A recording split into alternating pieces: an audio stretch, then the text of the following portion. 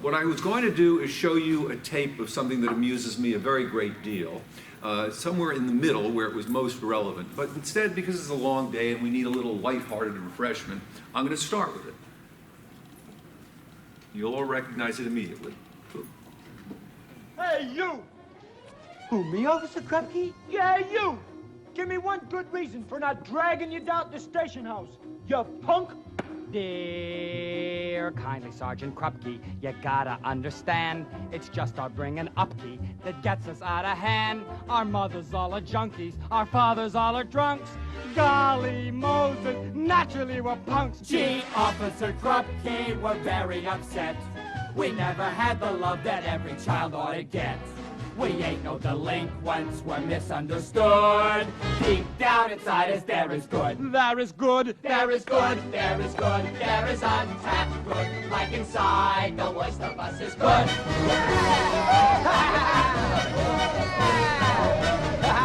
That's a touching good story! Let me tell it to the world. Just tell it to the judge!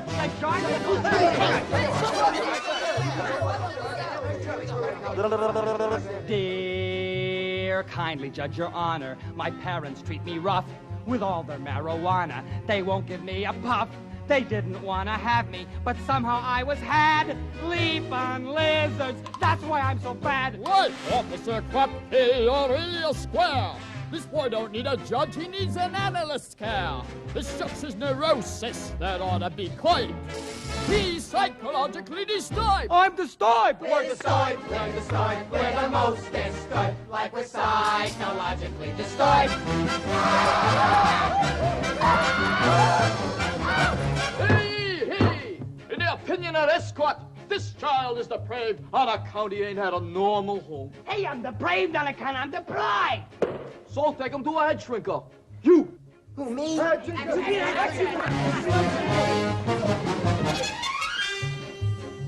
Oops. My daddy beats my mommy clobbers me. My grandpa is a commie, my grandma pushes tea. My sister wears a mustache, my brother wears a dress.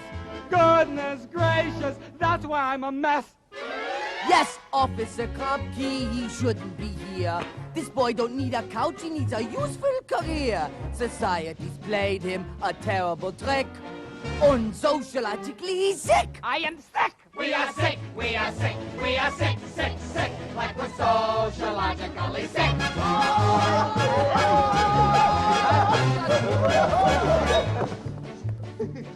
In my opinion, this child does not need to have his head shrunk at all. Juvenile delinquency is purely a social disease. Hey, I got a social disease. So take him to a social worker. Which way? Right there.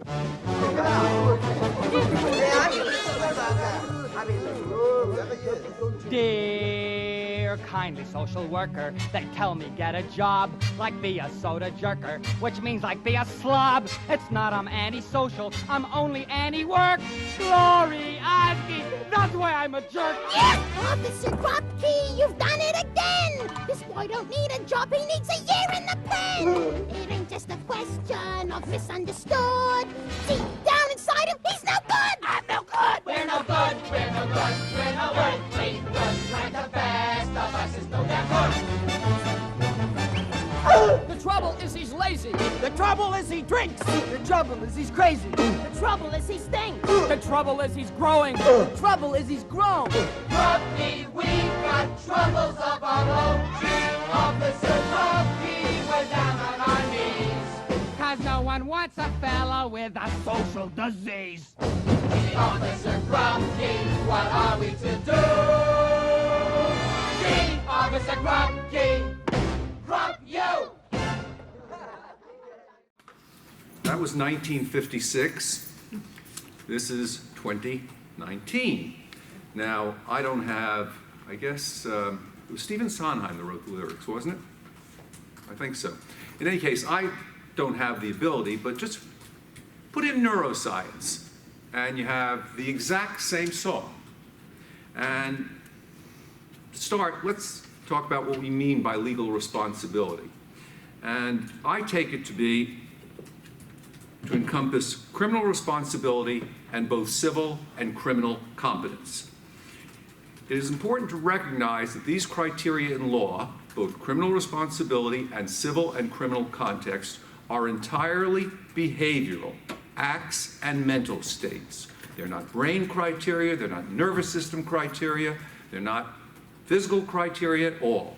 And in fact, if you look in DSM-5 and all the previous editions of DSM, it's a little bit like that in DSM. All the criteria for the mental disorders are, at present, behavioral, broadly speaking. So, for instance, criminal responsibility. What does it take to be criminally responsible? You have to be an intentional agent, contra Pete, I'll say, who thinks that that doesn't exist. You have to be an intentional agent, and you also have to be capable of reasonable rationality and not acting under coercion. And for some people, you also have to be capable of controlling yourself. That's all behavioral stuff. If you look at the competencies, as Jane Moriarty said during the talk about evidence, it's all, do I have the rational capacity to do the required task today? So if it's, let's say, criminal competence, to stand trial, the question is, do I rationally understand what's happening to me in this process? It varies slightly from state to state, but do I rationally understand what's happening to me in this process, and can I rationally assist counsel? Contracts, do I understand the nature of the deal, et cetera, et cetera. It's very context dependent. And notice this, competencies are always about current mental state. Can I do this task today? Criminal responsibility is always about what was the mental state at the time of the crime, okay? Now, legal criteria are all normative. They're all about how we should live together. That's what all law is about, how we should live together. And how we should live together is not a scientific question, not even a neuroscientific question. It is a moral question. It's a political question. It is a thoroughly normative question. Now, facts we can discover about ourselves may be very helpful in assessing how we should live together, but those facts don't entail how we should live together. One can always make an argument. So, for instance, juveniles are different from adults. As Chief Justice Roberts said about that, it didn't take neuroscience to know that. We've already known that. There's been juvenile justice in the Anglo-American system, well, starting with the Anglos, from 1300. We had the juvenile court starting in the late 19th century. I mean, this is not a new idea. So kids are different. Should kids be treated differently? That's a different question. And if they should be treated differently, how differently? That's, again, a moral, normative question. It's not a scientific question. We have to decide that those differences matter enough to us because we have a theory about why it should matter before we can decide. Now, because normative policymaking and individual case decisions are both exceptionally difficult and important, law affects our lives directly. It ain't armchair stuff. The law is often insecure. This is a dirty little secret about the law. The law is often insecure about its ability to answer these very, very hard questions. So it's always seeking extra legal aid. So if you look at the history, starting in the 20th century, although God knows there were experts in the 19th century, alienists who testified, there were medical legal treatises back in the 19th century and even earlier. But looking more in the modern age, what do you see early, starting maybe in the 1920s and 30s? You see Chicago-style structural sociological explanations for criminal behavior, for example. You see early psychological stuff. In the more recent era, what do we see? We see psychodynamic psychology, economics, behavioral economics, genetics, and now, of course, the new neuroscience, fueled by scanners coming very much online for regular kinds of research starting about the year 2000. Okay, now, for me, two aspects of this history really stand out. The first is that the early promise for all of them, and they all had wild enthusiasts, both in and outside the law. The first most important reason is that the science was not nearly as well established and secure as the early enthusiasts suggested it was. not even within its own science, no less translated into its use in the legal system. And second reason why the promise didn't hold up was that, as experience showed, much of the science, even when it was good science, was not really highly relevant to legal questions. And remember, you always have two questions when you're talking about extra legal sources. Number one, is it good science on its own, or what, economics or neuroscience or genetics? And second of all, does it help answer a legal question? And of course, the legal question is what drives whether it's going to be relevant or not. To say essential, and by the way, good examples of overenthusiasm about the science to begin with, and then questions about the relevance, would be psychodynamic psychology. That is a classic, basically post-Freudian and Freudian kinds of psychology, and much of psychiatry. Much of psychiatry. Now, to state a central thesis of this talk, I think this is where neuroscience stands today concerning responsibility and competence. Legally relevant behavioral neuroscience is not nearly as well established as many would like to claim, and that's despite utterly astonishing advances in neuroscience, which are really scientifically noteworthy and praiseworthy. And even when the neuroscience is valid, I think there are genuine questions about whether it is relevant to the law. Well, this has been my story for, at least a decade now, and I'm sticking to it. And I'm sticking to it until one of two things happens, or both. Either some new conceptual breakthrough crawls out of a philosophy seminar, or some scientific breakthrough crawls out of the laboratory. And since I see neither of those happening at present, I don't think the story is going to change much.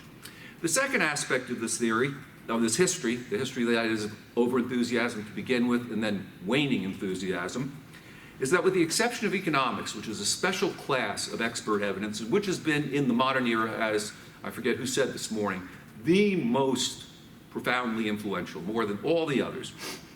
All these sciences are allegedly deterministic, and the enthusiasts have very often claimed that the science proves determinism is true, which is a category mistake. No science can prove determinism is true. It's a metaphysical thesis.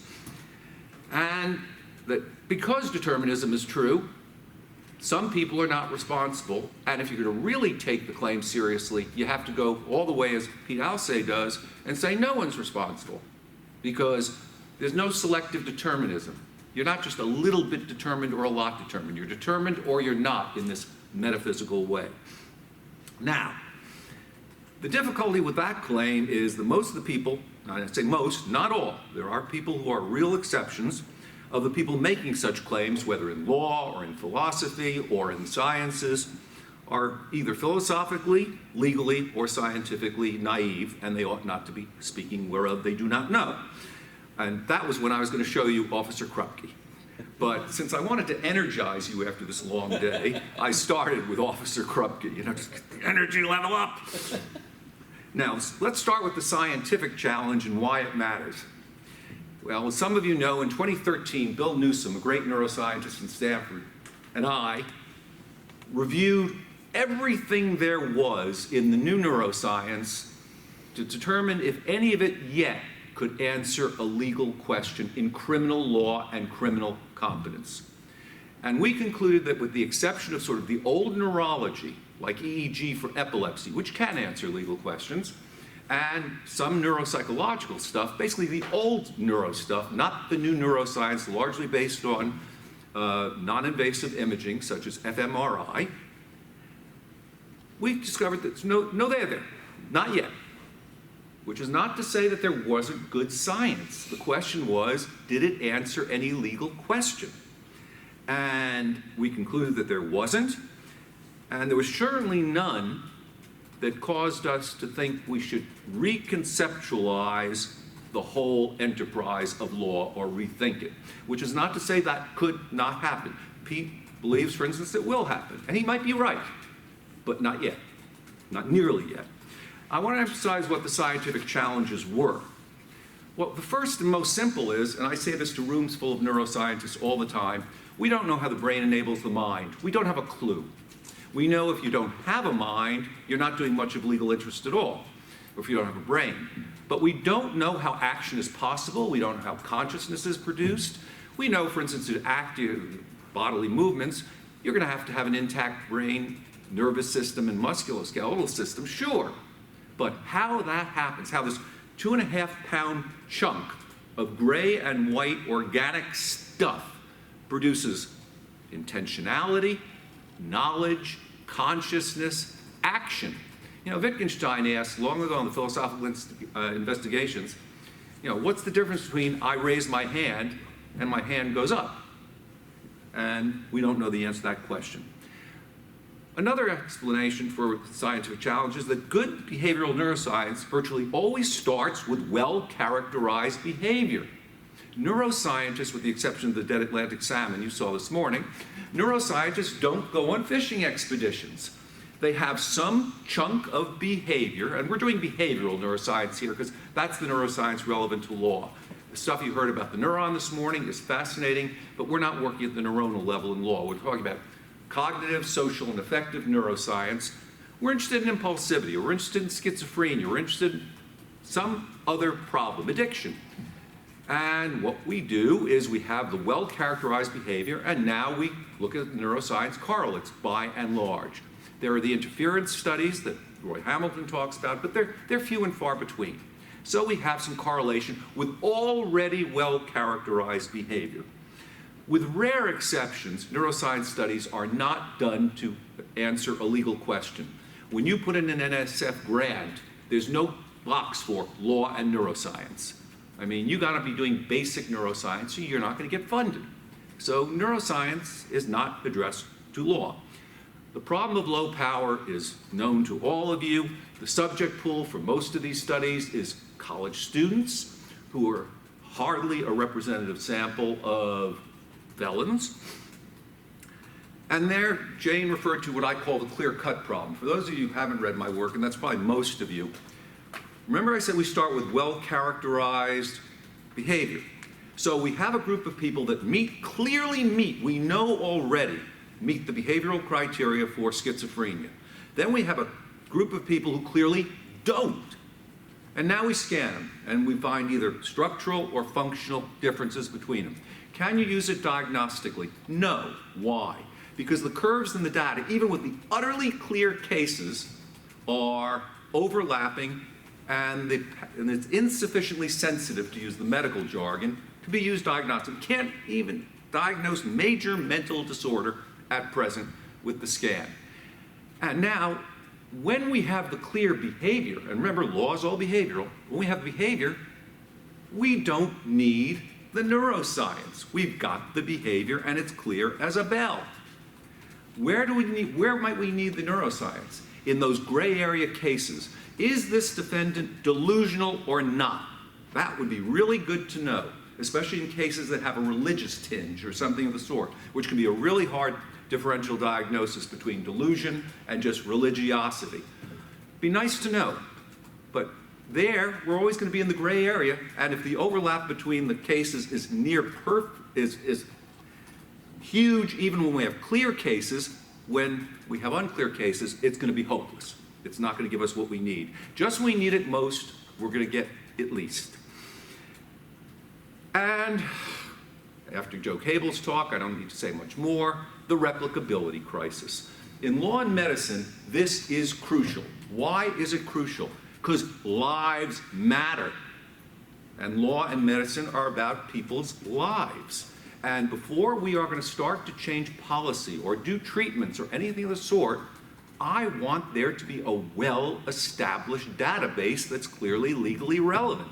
And virtually nothing that's legally relevant today in neuroscience has been sufficiently well replicated that I would say, yeah, we know that. Now, there are things that have been replicated that I think we can say we do know, but they're not legally relevant. There is a ray of optimism in the scientific challenge. And the ray of optimism is, I think, prediction studies, because you don't really need to know what's going on. We use prediction all the time in the criminal justice system. Bail, probation, parole, involuntary civil commitment of so-called mentally disordered, sexually aberrant offenders and folks like that. So we're going to do it. We already decide it's normatively okay to do predictions, knowing we're going to get false positives and false negatives. No prediction system is perfect. Well, if neuroscience can increase the accuracy of our predictions, add something to the already existing techniques, what's the rational argument for doing something worse that we believe we have a right to do? Wouldn't we want to do it better? And there are already, in my view, 2 proof of concept, and that's all they are. Kent Keel tends to go farther than his data would suggest, but 2 proof of concept studies that with big data you can maybe get at things like recidivism likelihood or probability. Now let me turn to the philosophy very, very briefly without getting too pointy-headed. A lot of this is in terms of the free will debate. The second is about mental causation. And the third is the pack of neurons view. Let me address the pack of neurons view. The pack of neurons view is we're just a pack of neurons, or to use green cone that Pete Alsay referred to just a few minutes ago. We're victims of neuronal circumstances. You know, I often introduce my talks by saying, welcome fellow victims of neuronal circumstances. You know, I'm not talking to people, I'm talking to packs of neurons, right? Well, it's possible we're just like the engine under your hood. But there is not anything today in neuroscience that would suggest that is the right model of the person. It may be the right model of the person, but there's nothing to suggest it. Well, what about the deterministic challenge? For those of you who do the philosophy, you're all aware that there is probably the dominant view among philosophers of responsibility, although how dominant it is an open question, but it is certainly the dominant view, is compatibilism. The view that even if determinism or something quite like it is true, again, something we don't know, but assuming that something like it is true, can we still be robustly responsible? And the answer of the compatibilists, although they all have different accounts of this, is we can be. We can be, excuse me. And for instance, to take a new book that is much influencing me these days, a book by a philosopher at University College London who is incredibly well versed in the neuroscience, called Why Free Will is Real, and he's a determinist. So, you know, there is a good argument out there. Now, what about the exclusion principle? That's first developed by a guy at Brown, a very famous philosopher of mind and action named Jae-Gwon Kim. Kim said, you've always got to go from the higher level, or the lower level of explanation to the higher. So you're trying to explain the mind, it's got to be brain causation. Well, he denies that. And many people are starting to deny that, are arguing that it can work in both directions, that there can be, as it were, top-down, mental affecting physical that hasn't been fully produced by the mental to begin with. Now, this is controversial, but it's all controversial. So, do we cause our actions? And I think there's perfectly good reason to suggest that we do. Okay, let me turn, lastly, to legal relevance, what I call the problem of translation. And it's here, I think, useful to compare neuroscience to psychology and psychiatry. You know, let's assume you have a depression and you go to your psychiatrist and ask for meds. Well, if all that person does is give you meds, you know, does a careful history and gives you meds and makes sure your side effects are managed and all that, I would say fire that psychiatrist. That psychiatrist should also be asking you about your life. How are you loving? How are you working? How's it affecting your everyday existence? Because psychiatry and psychology are not just treating us as bits of meat, they're also treating us as folk psychological creatures. As creatures, that is, who act for reasons, who are intentional agents, really intentional agents. So it's going to be a somewhat easier translation from psychology and psychiatry. Neuroscience, on the other hand, is totally mechanistic. I mean, the connectome doesn't have aspirations, it has no sense of past and future. These are properties of people. So the translation is going to be much harder from a purely mechanistic science to a normative enterprise that deals with behavior. Now, do brain differences entail legal conclusions? No, they absolutely don't, unless somehow a brain marker was a perfect proxy for a normative set of criteria we've already adopted. But here's the thing. Actions speak louder than images, always. By the way, that's a phrase I borrowed from a reporter from Nature. I wish I had thought of it myself. Essentially, if you see any disjunction between, and this goes not only for neuroscience, it goes for psychology, neuropsychology, neurology, whatever. You see a disjunction between the test and the behavior, you gotta believe the behavior. Now, again, there are cases of malingering, and that's a separate topic of its own. But other than cases of malingering, you gotta believe the behavior. The behavior is what counts for law. Okay, if the behavior is clear, remember the clear-cut problem, we don't need the neuroscience. Did we really need the diffusion tensor imaging to know that kids are more immature, they're more, as Debbie was saying, talking about the cases, that they are more impulsive, that they are more pushed around by peers, that they haven't yet fully developed their personalities potentially? We knew all that. We've always known all that. So what did the DTI studies do for us? They were consistent. Well, that's nice. But tell me this. Suppose the DTI wasn't able to show brain differences. Which would you believe? The brain differences that don't exist, or that they're just not picking up on what is clearly going to be there someday? You'd believe the behavior, right? You know, if somebody's got a broken brain, but they act rational, they're rational for legal purposes. If they've got a brain that looks perfectly fine for legal purposes, but they're psychotic, then they're psychotic for legal purposes. All right, so what is my conclusion? Neuroscience certainly doesn't put traditional conceptions of responsibility to bed yet. And it's, I think, never going to for all sorts of reasons. But maybe Pete Alsay's prediction is right, and I'm wrong. I agree with him. If it's going to happen, it's not going to happen in my lifetime, I don't think. Although one never knows what's going to crawl out of the lab or the seminar room tomorrow. And its present ability to help, either in policy making or individual case adjudication, is very limited. Now, Debbie, who's done probably the best work on this of anybody, has pointed out that when you're thinking about mitigation in the death penalty phase, a lot of people think of it as you're basically trying to assess the whole person. You're not trying to assess, did this person have less irrationality? Did this person have less self-control? Or something of the sort.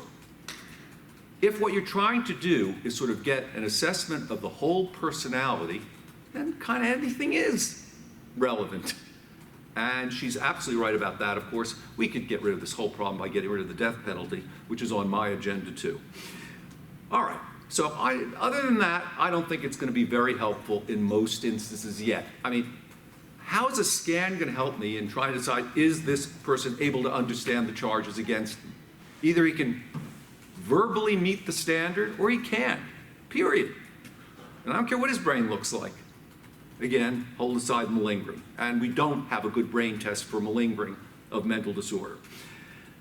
However, as the technology improves, the data size gets a lot bigger. As you heard this morning, we're getting much, much larger subject studies.